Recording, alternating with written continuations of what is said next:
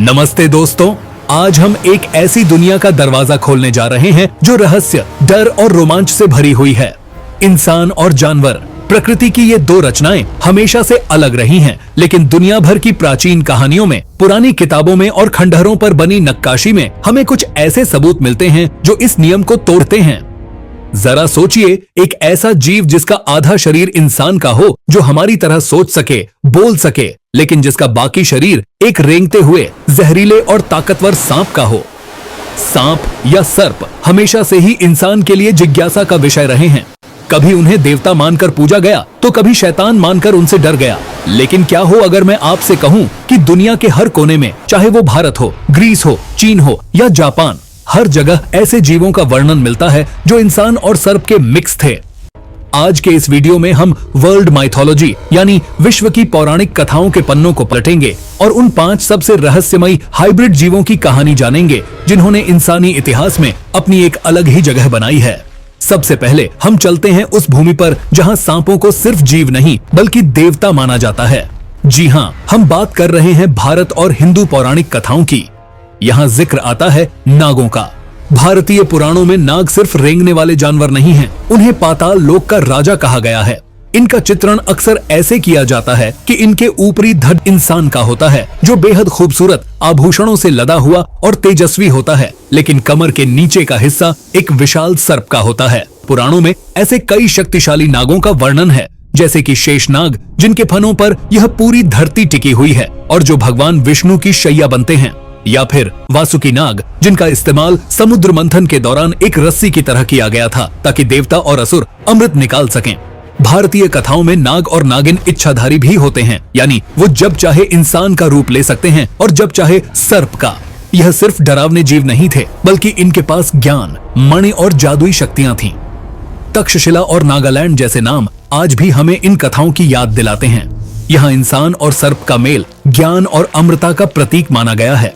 अब हम भारत से निकलकर चलते हैं प्राचीन ग्रीस की ओर, जहां भारत में नागों को पूजा जाता था। वहीं ग्रीक माइथोलॉजी में इंसान और सांप के इस मेल को अक्सर खौफनाक नजर से देखा गया। यहाँ सबसे प्रसिद्ध नाम आता है इकिडना। इकिडना को ग्रीक कहानियों में मदर ऑफ मॉन्स्टर्स यानी सभी राक्षसों की माता कहा जाता है। दिखने में वो एक खूबसूरत महिला थी, लेकिन उनका निचला शरीर एक विशालकाय डरावने सांप का था। इकिडना अकेली नहीं थी। ग्रीस के पहले राजा सीक्रोप्स के बारे में कहा जाता है कि वो भी आधे इंसान और आधे सांप थे। लेकिन इकिडना के विपरीत सीक्रोप्स एक राक्षस नहीं बल्कि एक बहुत ही बुद्धिमान राजा थे। उन्होंने ही एथेंस शहर की स्थापना की थी और वहां के लोगों को लिखना और शादी करना सिखाया था। और अब हम बात करते हैं मेडुसा की। मेडुसा एक खूबसूरत स्त्री थी जिनके बाल सांपों से बने हुए थे। ग्रीक कथाओं के अनुसार जो भी उनकी आंखों में सीधे देखता वो पत्थर में बदल जाता। मेडुसा का ये रूप खौफ और शक्ति का प्रतीक है।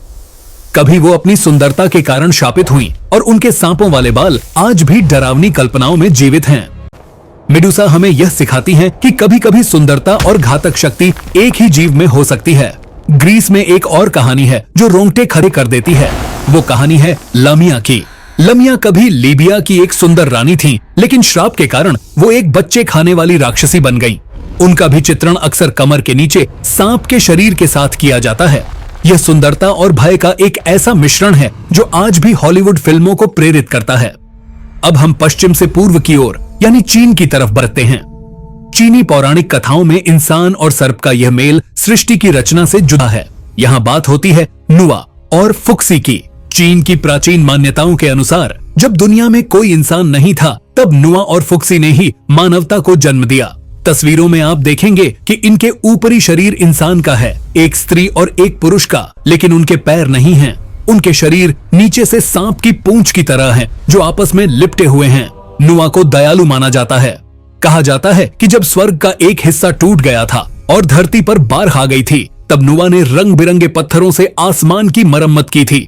यहाँ सांप का रूप विनाश का नहीं बल्कि सृजन का प्रतीक है। अब चलते हैं जापान के रहस्यमयी द्वीपों पर, जहां लोक कथाओं में एक बेहद डरावना जीव छिपा है जिसे नुरे ओन्ना कहते हैं। इसका शाब्दिक अर्थ है भीगी हुई औरत। जापानी कहानियों के अनुसार यह जीव समुद्र के किनारे या नदियों के पास पाया जाता है। इसका चेहरा एक औरत का होता है, बाल बिखरे और गीले होते हैं लेकिन इसका शरीर एक विशाल समुद्री सांप का होता है जो 300 मीटर तक लंबा हो सकता है। नूरेओन्ना अपनी शिकार को फंसाने के लिए एक चालाकी करती है। वो अपने हाथों में एक बच्चे जैसा दिखने वाला बंडल ली रहती है और वहां से गुजरने वाले मछुआरों से मदद मांगती है। जैसे ही कोई उसके पास जाता, वो उसे अपनी पूंछ में जकड़ लेती और उसका खून पी जाती है। जापान की यह कहानी इंसान और सर्प के मेल का सबसे भयानक रूप है। अंत में हम बात करते हैं एज़टेक सभ्यता की, जो आज के मेक्सिको में फली फूली। यहाँ एक देवता थे जिनका नाम था क्वेटजालकोआटल। वैसे तो उन्हें पंखों वाला सांप कहा जाता है, लेकिन कई प्राचीन कलाकृतियों में उन्हें इंसानी रूप में भी दिखाया गया है, जो सांपों से घिरे हैं या खुद सांप के रूप में बदल रहे हैं।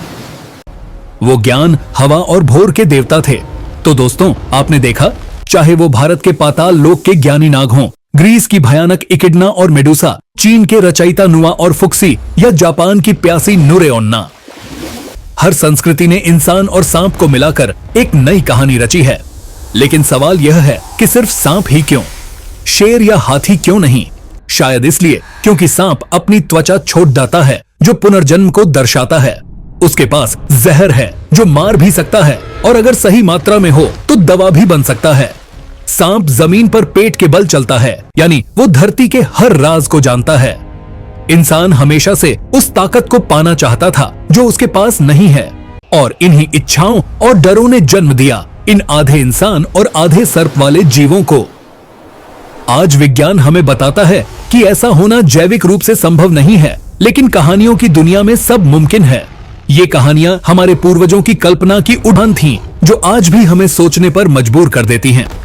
आपको इनमें से किस जीव की कहानी सबसे ज्यादा रोचक या डरावनी लगी? क्या आप भारत के नागों के बारे में और गहराई से जानना चाहेंगे, या मेडुसा और नूरेओन्ना के बारे में? नीचे कमेंट करके जरूर बताएं। अगर आपको यह वीडियो पसंद आया हो तो लाइक का बटन दबाएं, और ऐसे ही रहस्यमयी रोमांच के लिए हमारे चैनल को सब्सक्राइब करना न भूलें। मिलते हैं अगले वीडियो में एक और नए राज के साथ। तब तक के लिए सावधान रहें और जिज्ञासु बने रहें। धन्यवाद।